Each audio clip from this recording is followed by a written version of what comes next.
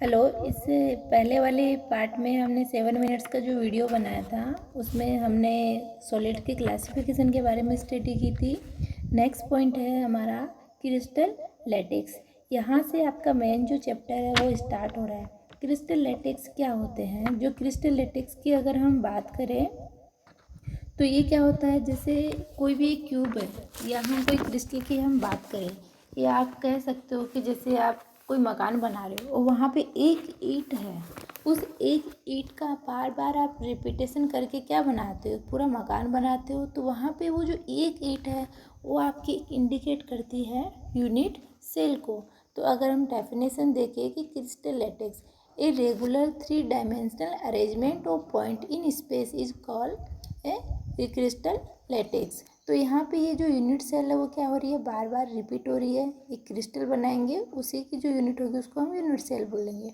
और यहाँ पे अगर हम बात करें कि जो ब्रेविस लेटेक्स है वो क्रिस्टल कितने टाइप के होते हैं, तो उनकी अगर हम पॉसिबिलिटी की बात करें तो वो 14 टाइप के होते हैं, और जनरली क्रिस्टल जो होते हैं वो 7 टाइप के होते हैं। तो यहाँ पे इस जो डायग्राम में जो दिखाया गया है उसके जो आप देख पा रहे हो कॉर्नर पे, वो ईच पॉइंट, जो एक एक पॉइंट है वो इंडिकेट करता है लेटेक्स को।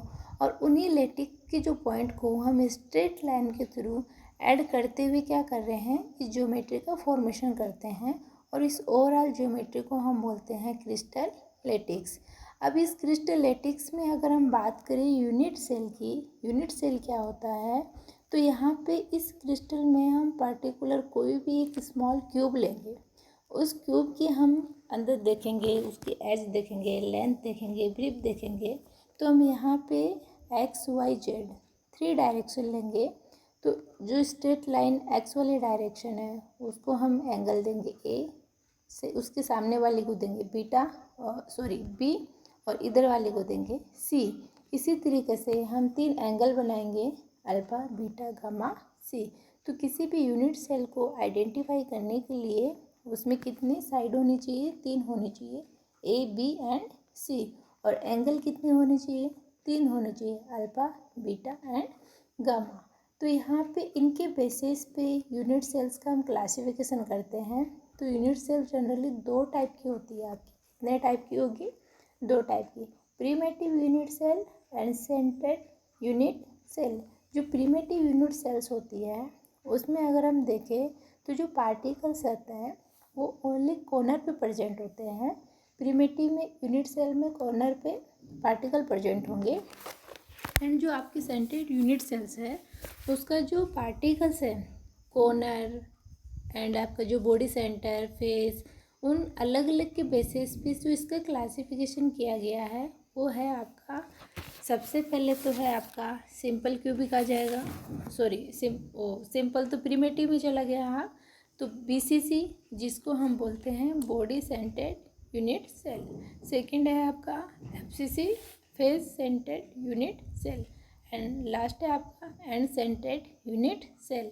ये आपको 3 एटलीस्ट नाम पता होना चाहिए कि यूनिट सेल जनरली 3 टाइप की होगी, simple cubic unit cell and BCC body centred unit cell, and third है आपकी face centred unit cell, and end centre unit cells भी आपकी पूछी जाती है। तो यहाँ पे सबसे पहले टाइप ऑफ यूनिट सेल्स में हम काउंट करेंगे कि किसका कंट्रीब्यूशन कितना है एंड स्ट्रक्चर कैसी होगी। लेकिन इससे पहले आपके यहाँ पे एक डायग्राम दिया हुआ है, उसमें जो अब हम बात कर रहे थे कि 7 टाइप की प्रीमेटिव यूनिट सेल्स होती हैं, एंड ब्रेविस लेटेक्स के अकॉर्डिंग हम देखें तो ये 14 टाइप्स की होती है। तो ये आपका जो डायग्राम चार्ट दिया हुआ है जिसमें आपका दिया हुआ है क्यूबिक, टेट्रागोनल, ऑर्थोरोम्बिक, हेक्सागोनल और ऑर्थोहेड्रल एंड मोनोक्लिनिक एंड ट्राइक्लिनिक। अब ये जो सीक्वेंस है, अगर इस सीक्वेंस के अकॉर्डिंग हम याद करते हैं तो हमें थोड़ा टफ जा रहा है, लेकिन अगर आप चाहो तो इसको एक इजी वे में सिंपल ट्रिक से याद करने के लिए आप सीधे सीधे एक ट्रिक्स बनाइए, CTORHMT। इस सीक्वेंस में इनको आप अरेंज कीजिए।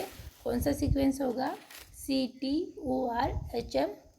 C4 आपका क्या हो गया, क्यूबिक हो गया, T4 आपका क्या हो गया, टेट्राहेड्रल हो गया, O4 आपका हो गया ऑर्थोरोम्बिक, हेक्सागोनल एंड आपका मोनोक्लिनिक और लास्ट आपका ट्राइक्लिनिक। अब देखो क्यूबिक की हम बात करें, ये जो बीच में सेकंड कॉलम जो दिया हुआ है वो है पॉसिबल वेरिएशन। तो जो क्यूबिक होता है उसमें तीनों टाइप की प्रेजेंट होती है, सिंपल भी होगा, बॉडी सेंटर भी होगा, फेस भी होगा। तो टोटल कितने हो गए? 3 हो गए। अब देखो सबसे इजी वे में अगर हम बात करें तो यहाँ से आपका थ्योरी में क्वेश्चन नहीं आता है, जो ऑब्जेक्टिव होता है वहाँ से क्वेश्चन आएगा। और वहाँ से भी क्वेश्चन ये पूछा जाता है, जैसे फॉर एग्जांपल आपको क्यूबिक दे दिया और फिर ऑप्शन में आपसे पूछ रहा है कि जो इनका एंगल है, तो इन जो 7 टाइप के जो दिए हुए हैं उनमें से कोई भी एंगल्स वहाँ पे ABCD ऑप्शन में दे दे और आपसे पूछे क्यूबिक के लिए राइट सीक्वेंस क्या होगा एंगल का। तो इसके लिए हमें ये जो हमारी ट्रिक्स है वो बहुत ज़रूरी है याद होना। तो हमारी ट्रिक्स हम एक बार फिर से देख लेते हैं, CTORHMT। तो जो देखो स्टार्टिंग की 3 है CTO, इन तीनों को हम देखें तो यहाँ पे आप देखोगे ABC की पैटर्न की हम बात करते हैं तो फर्स्ट वाले में क्यूबिक में A and B and C तीनों क्या होंगे? इक्वल होंगे। फिर जो आपका टेट्रागोनल है उसमें क्या होगा? लास्ट से ABC जो है C क्या होगा? AB के इक्वल नहीं होगा। फिर जो आपका ऑर्थोरोम्बिक है उसमें क्या होगा? ABC तीनों भी क्या होंगे? इक्वल नहीं होंगे। तो अप टू डाउन हमने क्या याद किया? ABC इक्वल होगा, A एंड B इक्वल नहीं हो, C के इक्वल नहीं होगा। एंड ऑर्थोरोम्बिक में आपका A एंड B C तीनों भी क्या होंगे? इक्वल नहीं होंगे। अब यहाँ तक मज़े की बात ये है कि CTO तीनों में अगर हम एंगल की बात करें तो तीनों के angle alpha beta and gamma तीनों भी क्या होते हैं? 90 डिग्री होते हैं। देखो तीनों इजीली याद हो गए। फिर से आप देख लीजिए, क्यूबिक, टेट्राहेड्रल और ऑर्थोरोम्बिक। तो यहाँ पे हम देखेंगे कि जो अल्फा बीटा गामा है तीनों में एंगल 90 डिग्री है और ABC इक्वल है, सेकंड में C इक्वल नहीं है और थर्ड में तीनों भी इक्वल नहीं है। तो हमारी ट्रिक्स के अकॉर्डिंग 3 याद हो गए, CTOR। अब हम जाएंगे R पे। तो R क्या है? हेक्सागोनल के नीचे दिया हुआ है। तो हम सबसे पहले R को याद करेंगे। तो फिर वो ABC वाला पैटर्न फिर से आपको स्टार्ट करना है। स्टार्टिंग में क्या था? A and B and C तीनों भी इक्वल थे। तो यहाँ पे क्या है? इक्वल है। और इसमें देखो आपको थोड़ा सा याद रखना होगा, जो ऑर्थोरोम्बिक है उसमें जो अल्फा एंड जो गामा है, अल्फा एंड जो बीटा है एंड जो गामा है वो 90 डिग्री, गामा है वो 90 डिग्री के इक्वल नहीं होता। और जो आपका ABC क्या होगा? इक्वल होगा। अब हमारे ट्रिक्स के अकॉर्डिंग R के बाद में क्या आएगा? H आएगा। H क्या होता है? हेक्सागोनल। तो हेक्सागोनल में नाम से ही पता चल रहा है कि हेक्सागोनल एंगल कितना होगा? 120 डिग्री होगा। तो देखो R के बाद में H आ रहा है। तो हमने स्टार्टिंग में भी देखा था A and B C equal होंगे। तो इसमें क्या इक्वल नहीं होगा? C इक्वल नहीं होगा। तो A एंड B इक्वल होगा, C इक्वल नहीं होगा। और हेक्सागोनल में आप थोड़ा याद रखिए कि जो अल्फा एंड बीटा होगा वो 90 डिग्री होगा। ओनली हेक्सागोनल एक ऐसा है जिसमें जो गामा है वो आपका कितना है? 120 डिग्री है। इसके बाद में H के बाद में आपका क्या आ गया? मोनोक्लिनिक। मोनोक्लिनिक में आपका क्या होगा? देखो अभी हमने देखा जो R है A and B C equal होगा, H में A एंड B इक्वल होगा, C इक्वल नहीं होगा। थर्ड में क्या होगा? तीनों भी इक्वल नहीं होंगे, A and B C equal not equal. और यहाँ पे देखो मोनोक्लिनिक जस्ट रिवर्स होगा आपका हेक्सागोनल का। तो मोनोक्लिनिक में आपने देखा कि जो अल्फा एंड गामा है उसका 90 होगा, जो बीटा है वो 90 की डिग्री के इक्वल नहीं होगा। और लास्ट में है आपका ट्राइक्लिनिक, वो इजीली आप याद कर सकते हो, उसका किसी से कोई रिलेशन नहीं है। A and B and C तीनों भी इक्वल नहीं होंगे और आपका अल्फा बीटा गामा जो एंगल है वो भी इक्वल नहीं होंगे। तो आई थिंक आप इजीली इस तरीके से याद कर सकते हो। सबसे पहले तो हमें जो 7 है क्रिस्टल सिस्टम, उनका जो सीक्वेंस है क्रिस्टल सिस्टम का, वो अरेंजमेंट पैटर्न हमें पता होना चाहिए। तो अरेंजमेंट पैटर्न क्या हो गया? CTORHMT। उसके बाद में हमें मेन जो चीज़ें हैं एंगल और उनके बीच की एज लेंथ है, उनका जो ऑर्डर दिया हुआ है वो हमें याद होना चाहिए। तो जो ए बी सी है, फिर सी इक्वल नहीं होगा, फिर ए बी दोनों भी इक्वल नहीं होंगे, फिर हम फिर से आएंगे तो ए बी सी इक्वल होगा, फिर बी इक्वल नहीं होगा, फिर ए बी सी इक्वल नहीं होगा। और जो ट्राइक्लिनिक है वो क्या है, सबसे अलग है, तो उसको हमें याद करने की ज़रूरत नहीं है। किसी में भी अगर आप देखोगे, अगर ए बी सी भी इक्वल नहीं है, अल्फ़ा बीटा गामा भी इक्वल नहीं है, तो वो आपका क्या होगा, ट्राइक्लिनिक होगा। उसके बाद में अगर हम बात करें number of atom in a unit cell, किसी भी यूनिट सेल के अंदर हमें एटम को अगर काउंट करना है, उनका कंट्रीब्यूशन देखना है, तो हम देखेंगे। तो सबसे पहला है हमारा प्रिमिटिव क्यूबिक यूनिट सेल। तो प्रिमिटिव क्यूबिक यूनिट सेल्स में हम क्या करेंगे, सिंपल आप कोई भी एक क्यूब लीजिए, या आप बना भी सकते हैं, और इसको बनाना भी आपका क्या है, बहुत सिंपल है। तो यहाँ पे हम देखेंगे कि इसके जो कॉर्नर है, जनरली जो हमारा रूम है वो क्या है, एक क्यूब की तरह आप कंसीडर कर सकते हो, और इसके अंदर हम या होल भी ले सकते हो। तो अगर हम कॉर्नर्स की हम बात करें, तो जो कॉर्नर होंगे वो टोटल 8 होते हैं। तो आपके 4 तो ऊपर में हो गए, 4 नीचे हो गए, एंड इन कॉर्नर्स के बीच में, जैसे आपका नीचे की तरफ फर्श हो गया, ऊपर छत हो गई, एक एटम वहाँ बीच में रखेंगे, एक इधर रखेंगे, एक इस साइड में रखेंगे, लेफ्ट एक राइट में रखेंगे, एक अपोजिट फेस में रखेंगे। तो टोटल फेस होते हैं आपके 6, और एज जो होती है वो आपकी होती है 12।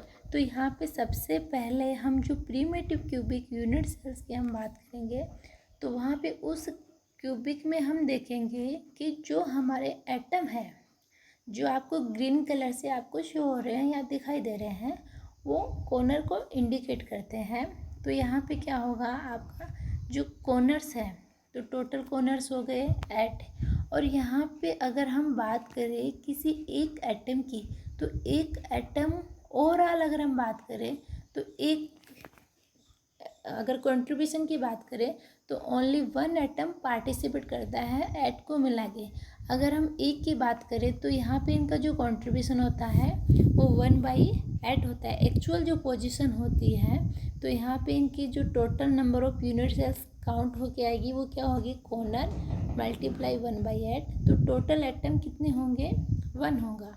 ऐसे ही अगर हम बॉडी सेंटर्ड की हम बात करें, तो बॉडी सेंटर्ड जस्ट प्रिमिटिव के जैसा ही है, बट उसमें आपको क्या करना है, सेंटर के अंदर, जैसे आपको दिखाई भी दे रहा है, तो सेंटर में क्या होगा, आपका एक एटम है जो ग्रीन कलर से शो हो रहा है, उससे सभी लाइनों को टच किया जा रहा है।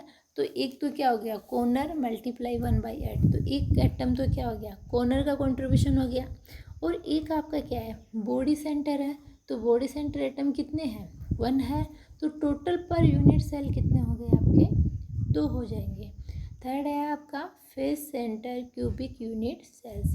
फेस सेंटर में अभी मैंने आपको बताया था कि ये जो हमारे कॉर्नर होंगे, कॉर्नर्स के बीच में आपके फेस होगी, तो फेस कितनी होती है, 6 होती है। एक टोटल अगर हम मिलाएंगे, इनका जो कंट्रीब्यूशन निकालेंगे, तो क्या हो जाएगा, 6 मल्टीप्लाई 1/2। तो टोटल एटम कितने आए, 3, एंड कॉर्नर का कंट्रीब्यूशन कितना आएगा एटम्स का, 1। तो कितने आ जाएगी, एफसीसी की यूनिट सेल्स 4 आएगी। ये आपका बहुत इम्पोर्टेंट है। तो सिंपल अगर आपको निकालना भी नहीं आ रहा है, एटलीस्ट आपके पास एनसीईआरटी का बुक होगा, वहाँ पे आप देखिए कि जो सिंपल क्यूबिक है, बीसीसी है, एंड जो आपका एफसीसी है, उनके जो डायग्राम है वो किस तरह से बने हुए हैं। उसके बाद में उनमें नंबर ऑफ यूनिट सेल्स कितनी है, तो सिंपल क्यूबिक में नंबर ऑफ यूनिट सेल्स आपकी होगी 1, बीसीसी में आपकी होगी 2, एंड एफसीसी में आपकी कितनी होगी, 4। एंड इसके अलावा जो आपका रह गया है end centre unit cell. End centre unit cell में इसमें नहीं दिया हुआ है, लेकिन आप नोट कर लीजिए कि जो इसमें अगर हम बात करें and face centred unit cells, उसमें एड तो कॉर्नर होते हैं, तो कॉर्नर का कंट्रीब्यूशन आ जाएगा 1 आ जाएगा। और अगर किसी एक एंड फेस को हम काउंट करते हैं, एक कंट्रीब्यूशन उसका होता है, तो आप डायरेक्ट याद रखिए कि जो and face centred unit cells है, उसका जो कंट्रीब्यूशन होने के बाद में जो नंबर ऑफ यूनिट सेल्स आती है वो होगी 2। तो चारों टाइप के हमें क्लियर हो गए हैं, सिंपल, पीसीसी, एफसीसी एंड।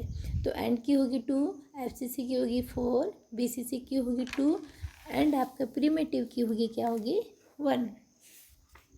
उसके बाद में अगर हम बात करें क्लोज पैकिंग स्ट्रक्चर, जो कल आपको मैंने गूगल मीट मीटिंग में भी बता रही थी, तो इसमें हम देखेंगे क्लोज पैकिंग स्ट्रक्चर में कोई 1D स्ट्रक्चर लेंगे। अब यहाँ पे आप देख रही हो ये जो ग्रीन कलर वाले हैं, कोई ये स्पेयर जो है, जैसे हम किसी भी एक स्पेयर को लेंगे, जैसे मैंने ये पिंक कलर से इंडिकेट किया, इस स्पेयर की इधर इस साइड में ये है और इस साइड में आपका ये है। तो यहाँ पे हम देख पा रहे हैं कि जो पिंक वाला एक स्पेयर है उसमें अगर हम बात करें ये वाला स्पेयर और ये वाला स्पेयर, इस मिडल वाले स्पेयर को कितने स्पेयर टच कर रहे हैं 2। इट मीन्स यहाँ पे अगर हम बात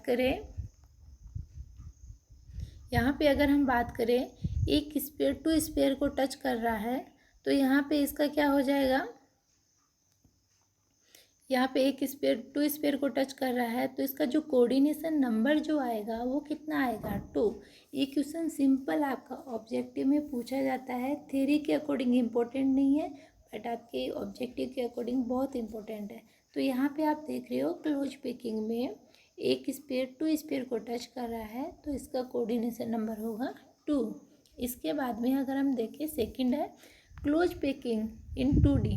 अगर हम किसी 2 डायमेंशनल की अगर हम बात करें तो कल जो मैं AB पैटर्न आपको बोल रही थी, तो आप यहाँ पे देख सकते हो कि जैसे मैंने पहला लिया है, इसको हम बोलते हैं स्क्वायर क्लोज पैकिंग। इस स्क्वायर क्लोज पैकिंग में क्या होगा, मैंने कोई A स्पेयर लिया है, उसकी लेयर बनाई है, उस लेयर के जस्ट नीचे एक सेकंड A लेयर बनाई है। ऐसे ये यूनिट जो है लेयर्स है ये क्या हो रही है, बार बार क्या हो रही है आपकी रिपीट हो रही है। तो यहाँ पे आप देखिए कोई भी ले सकते हो, जैसे ये आपने लिया मिडल सेकंड लेयर का कोई एक स्पेयर लिया। अब इस स्पेयर को आप देखिए कि ये कितने स्पेयर को टच कर रहा है, कितने स्पेयर को टच कर रहा है 4 को। या फिर आप यहाँ पे भी देख सकते हो ये है और ये कितने स्पेयर को टच कर रहा है आपका 4 स्पेयर को क्या कर रहा है टच कर रहा है। तो यहाँ पे एक स्क्वायर की जैसे स्ट्रक्चर क्या आ रही है आपकी बन के आ रही है, स्क्वायर की जैसे स्ट्रक्चर आपकी क्या हो रही है बन के आ रही है। तो यहाँ पे इस टाइप की जो स्ट्रक्चर है उसको हम क्या बोलेंगे स्क्वायर क्लोज पैकिंग स्ट्रक्चर।